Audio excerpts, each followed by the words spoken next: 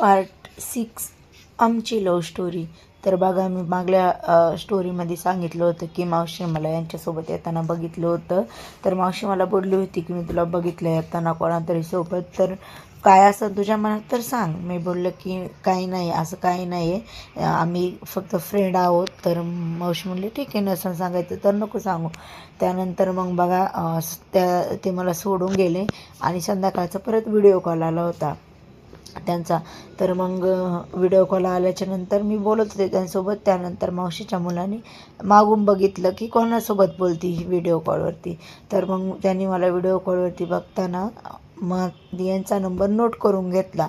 मग नोट करून घेतला त्यानंतर मग मावशीला दाखवलं. तर मावशी मला बोलली की माझ्याकडे नंबर आलेला आहे, तू बोलते त्या मुलासोबत. तर मग मी म्हटलं ठीक आहे, मी सांगते तुला काय सांगायचं आहे ते. तर मग मी 2 दिवस काय नाही सांगितलं. 2 दिवस मी कॉलेजला जायची यायची. तर मग मावशी मला म्हटली सांग बाई, तुझ्या मनात काय असेल तर. म्हटलं ठीक आहे सांगते. मग मावशी सांगितलं असं असं मुलगा आहे म्हणून. ती म्हटली ठीक आहे, मग त्यांच्या घरी विचारू आपण. म्हटलं नको, लग्न नाही करायची मला लवकर. पण म्हटली ठीक आहे, तुमचं आहे तर कशाला मग लग्नच करून घ्या. म्हटलं ठीक आहे. मग मी यांना फोन केला, म्हटलं तुमच्या मम्मीचा नंबर द्या. तर इथून पुढची लव्ह स्टोरी ऐकण्यासाठी आपल्या चॅनल